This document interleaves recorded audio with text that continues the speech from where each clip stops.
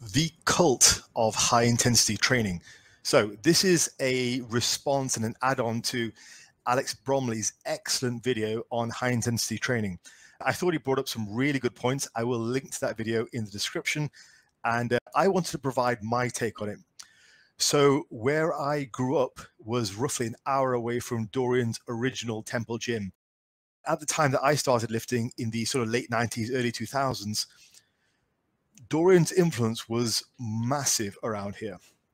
His training style was almost unanimously all that people in hardcore serious gyms trained. And you had just a slew of amateur bodybuilders who were all training like Dorian because they all wanted to be the next Yates. And I wanted to provide my perspective on what Alex has said, being a guy from the area. And I've actually learned how to train in a high intensity style from a guy who directly trained with Dorian.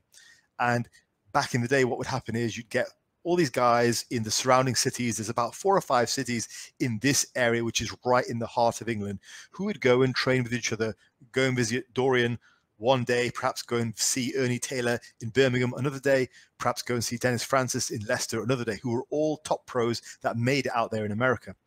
And so we saw this influence of Dorian just stretch right across the center of England, and it's still there. And I want to give you an inside perspective on that, which might help you to look at why high intensity training became so popular, because it seems like high intensity training is having somewhat of a revival, and I'm seeing all the same hallmarks of this cultish behavior as Alex pointed out. So firstly, one of the key things that Alex said, which really struck a chord with me, because it is exactly how I've heard high intensity training be discussed over here. It's this idea that not only am I right, but they are so right that you would have to be an idiot, an absolute moron, to believe anything different. That's a very strong stance. And they'll essentially say there is no other way to train correctly. Now, with any strong statement, what will typically happen is a certain portion of the population will be immediately drawn to that strong opinion. One of the first things that people will say is, hey, I like this guy. He tells it like it is. When in reality, all that they've done is they've just been influenced by the person's speaking style. Now, people are differently influenced by speaking styles. I like to think I'm not, but everybody is to a certain extent. But some people are a lot more influenced by speaking style and writing style than others. And those types of people will be drawn towards somebody with a strong statement. If there's a shade of truth and there's a strong statement, they'll be drawn towards that. And the shade of truth in this instance was results. The proof, Dorian. And ultimately, when you speak to these guys who are really cultish about high intensity training, it all comes back to Dorian Yates. Okay, you don't believe me? You don't think this works? Oh, you want to present your logical argument? You want to talk about your results? Well, actually, shut up. You're an idiot because Dorian. And that's it. That is pretty much where the conversation ends. Oh, yeah, I squat halfway down on a Smith machine because that's what Dorian did. Yeah, but surely Dorian did that because of his hip surgery and he went full range of motion on the leg press and the hack squat. Yeah, but that's what Dorian did. Okay. Yeah, when I do bent over rows, I don't get much out of them. In fact, I just get a strained back. I don't really get any growth. Yeah, but that's what Dorian did. So you're wrong. I'm right because that's what Dorian did. And essentially, a lot of these arguments kind of boil back to that. It all comes back to the final point. And so this is why when you're having a conversation with these guys, and I've had plenty over the years, you can't really nail it down. Because whenever you nail down an argument, some kind of logical fallacy, it's always, yeah, but Dorian. There were dozens of guys who competed back then, dozens. And many of them didn't begin training like Dorian.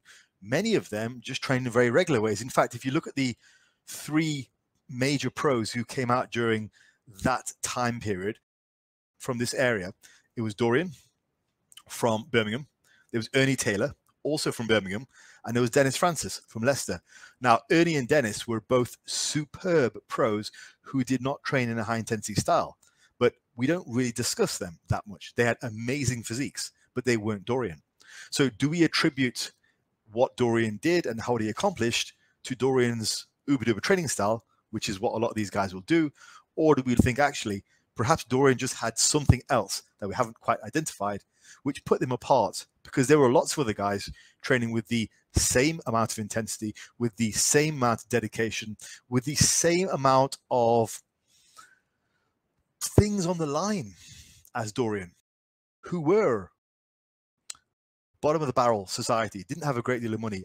All their hopes were pinned on becoming a pro. There were plenty of guys out there who were doing that, putting all their eggs into one basket and lacing it with drugs and everything else, putting their relationships on the line. And a lot of those guys didn't even make it to the national level. Trust me, there were plenty of guys who have stories of saying, yeah, I did that and I wasn't that good. I wasn't that good. Like, I did everything that he said. I did everything he did. I trained with him, and I never even made it to the nationals, even though I was living the dedication, the lifestyle. And the answer is always, you didn't train hard enough. That's it. Clearly, you didn't train hard enough. You wussed out on your sets. That's it. So the first point that I want to re-emphasize is, I know so many of those guys who never made it. Them are quite bitter at this point. You know, they're quite bitter with the placings they got. They're quite bitter with how far they never got, even though they did all the right things, which they felt they should have done. But what was the difference? The difference was Dorian just had it. It wasn't his special training style, because there were dozens of guys training like that once he started to get bigger, and a lot of them didn't make it. And there were yet more pros who didn't train like Dorian who made it. So it's certainly not the training style. So that argument completely falls down. And it's always a case of particularly the most cultish of these guys always ended up with, I don't want to hear anything else. It's Dorian worked for Dorian, even if it didn't work for them. But Dorian made it, they didn't. Why? Because it's not the training. He had something else. So I think part of why this blew up so much was it was based on contrarianism. I think so. I think a lot of people who are on the outside of society, or by their very nature, they embrace contrarianism, because let's say they're not well suited to regular society. So education, regular jobs, careers, professions, they're removed from that. Okay. A lot of those guys, they tend to advocate for these types of beliefs which go against the grain. Dorian has said himself many times, I didn't conform, I went against the grain. He's basically talking about how he's a contrarian. And he's talking about how he mistrusts authority. He still talks about that. He has all those views. And so you match that and you put that philosophy of life into bodybuilding, and what do you get? Well, you get somebody who not only rejects the mainstream, but also actively looks down on the mainstream. And you'll hear this so often. Back then, it was people saying, yeah, these bodybuilders, they train like pansies, they train like wusses. And it was interesting, the clip that Alex put onto his version of this, and the guy who was speaking, he was talking about how bodybuilders train like pansies. It's the same line that we heard 20 years ago. Yeah, Flex Wheeler trains easy. That's why he didn't win. Chris Cormier, he's a dosser. That's why he didn't win. All these things you get because the one common thing is I must put the reasoning behind my hard work. It can't be anything else. It can't be my gifts, because I am at the bottom of society. Nobody gives me anything. I'm the victim. I am the silent victim, and I have a voice now, and that voice is my physique. And I've built that through sheer determination and hard work. That is the thought process.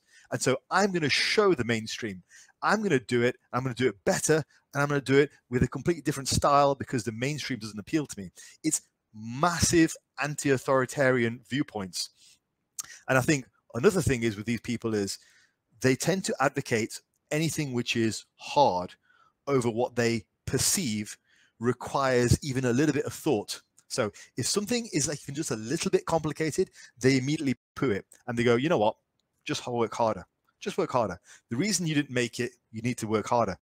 You didn't make it at that show. You weren't shredded enough. You didn't stick to your diet, obviously. You didn't take all the sets all the way. So there's a couple of things here. Firstly, I think the reason it really caught on with people around here is the area around here, it's It's a fair mix of economic situations, because traditionally this has been a very poor area. But right now, because it's right in the center of England, this is now the hub of like engineering, IT, travel, and even motor production. So there's a lot of business here, but that means there's a massive gap between the rich and the poor in this area. There's a massive wage disparity around here.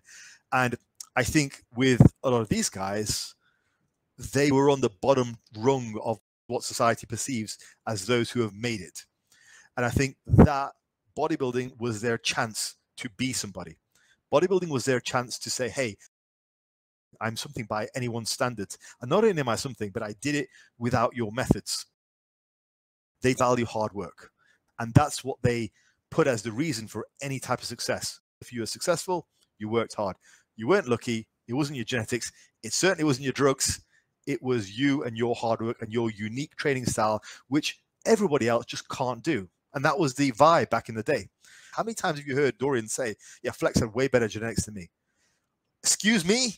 You outweighed him by 30 pounds? What genetics? Like, yes, he was a sultan of symmetry, looked beautiful, but you outweighed him by 30 pounds. Let's talk about those genetics. But notice how the conversation is never on that. The conversation is always on, I worked harder, he was more gifted. That's acceptable in this paradigm. That is something to make note of. And don't fall for it. Don't fall for it. There were plenty of guys back then who were training really, really hard and they didn't make it.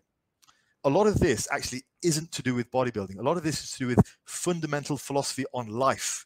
This is, I'm on the outside of society. Society has rejected me. I'm unemployed, I'm uneducated, I'm unneeded, I'm unwanted by the workforce. So you know what? I'm going to show you. And how many times have you heard Dorian say, you know what? All those guys in America sunning it up on their beach and I'm out here in the cold, I'll show them. That's part of that mentality. It's that I've got no gifts. I've done this through just hard work and pulling myself over my bootstraps. There's a good deal of that around here. And a lot of those types of people are drawn to that philosophy of training because of that. It's more of a life choice than it is a bodybuilding choice. Next thing is the drugs. Now, here's an interesting thing, which I don't think even Alex covered in his video. The influence of drugs was massive.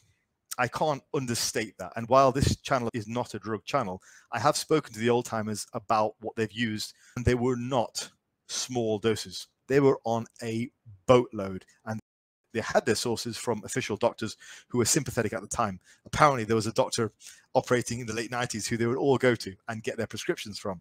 So they had legitimate drugs and plenty of them. And the dosages that some of these guys discussed were not small. So drugs was a massive confounder.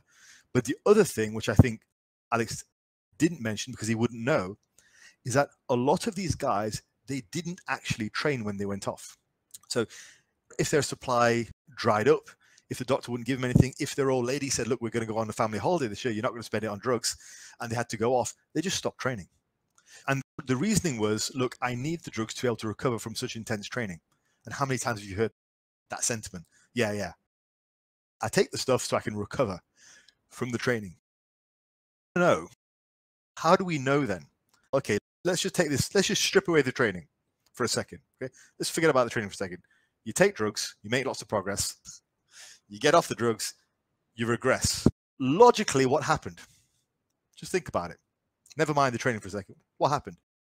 What happened was you went on drugs, you got really big. You went off drugs, you got small again. Perhaps that's because the training wasn't optimal in the first place. That's a different spin on it, isn't it? But that's a different spin. Perhaps it was because the training was not optimal in the first place. In fact, the only thing that was driving your growth was the drugs.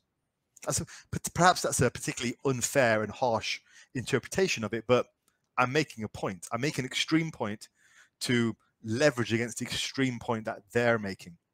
That actually, there was massive rampant drug use amongst those guys. And a lot of times they attributed their success to the really hard training they did when they were on. Then when they were off the drugs, they didn't train as hard or they didn't train at all. So what did it exactly? Probably a combination of both, but I made that example just to get you to think a little bit about that, because that's what tends to happen. A lot of people aren't aware of that. And so drugs are a massive confounding factor. But again, you look at the mentality related to the last slide. What they're saying is it wasn't the drugs that made him big. They're saying it was the hard work. Yeah, I trained so hard. I need the drugs to recover. Trust me, I trained so hard. I trained more than a mere mortal could train. That's why I need so many drugs. Just think about it. That logical fallacy there. So drugs is a massive confounding factor, and not in the way that people think. Because yeah, obviously drugs work. We know that. But the other thing is, just to summarize this section before I move on, a lot of them trained a lot easier or just didn't train at all without the drugs. So you have to wonder what caused the progress when they did get on gear.